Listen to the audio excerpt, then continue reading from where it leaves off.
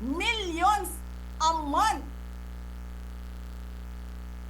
Anong nakalagay doon sa envelope? DepEd. Anong ginawa ko? Binigay ko sa DepEd.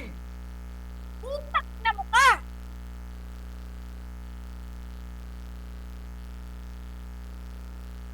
Wala ka ngang posisyon sa gobyerno, namimigay ka ng pera ng gobyerno eh.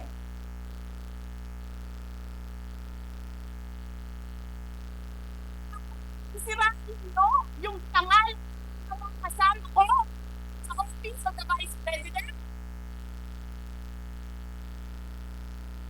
Sasabihin nyo sa mga tao, nakaw yan, confidential funds yan. Niwala nga kayong isang proof na confidential funds yan. Naniwala lang kayo sa isang babae na ang pangalan ay Gloria Mercado na nagsabi confidential funds yan, na hindi nyo nga nilabas na wala pang confidential funds, meron ng white envelope. Kasi 2022 pa lang, tang ina mo ka, may utos na ng pera sa DepEd. Tapos kami yung nagsisinungaling? Nagpipigil ako eh. Kasi gusto ko lang magtrabaho. Gusto ko lang tapusin nyo na yung puting show ninyo dyan sa House of Representatives para makabalik na kami sa trabaho namin.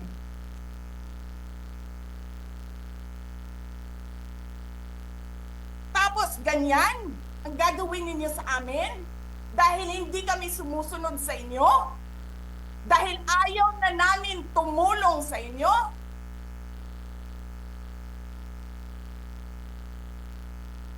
Ganito gagawin ninyo?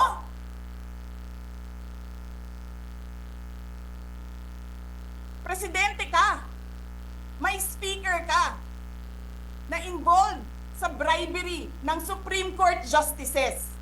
May video, may kaso, may witnesses. Hindi mo tinanggal yung speaker mo. Pinabayaan mo siya abusuhin ang pera ng bayan. Paikot-ikot sa buong bansa, namimigay ng pera na para bang kanya yung pera.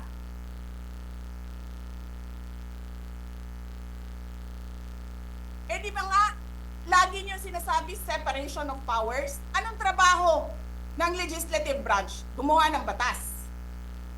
Anong ginagawa ni Martin Romualdez? Nagdidirect ng DSWD, namimigay ng ayuda,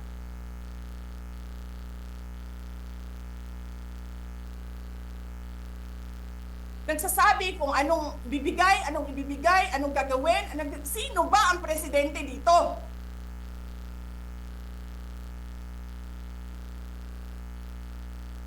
Alam nyo, alam namin, mali ang ginagawa ninyo.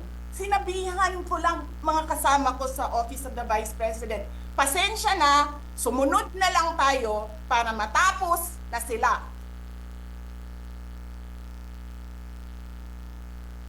Tapos ganito ang gagawin ninyo, alam namin, walang contemptuous doon sa ginawa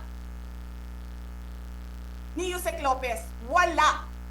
Lahat ng tanong, sinagot niya, pumunta siya, maayos siya kumausap, and then sasabihin ninyo sa amin, bakit kami susulat sa COA? Bakit hindi kami susulat sa COA? Hindi tapos ang appeal namin, hindi tapos ang audit namin.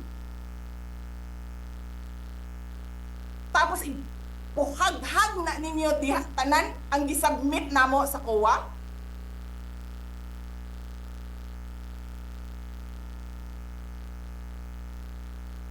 Tama ba yun? I have a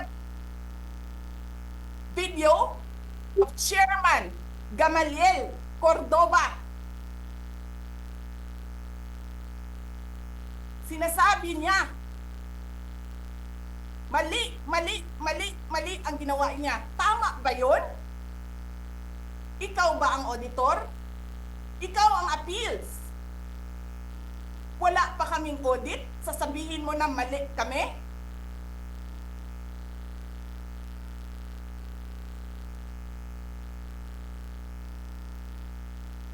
Ang ina ninyo.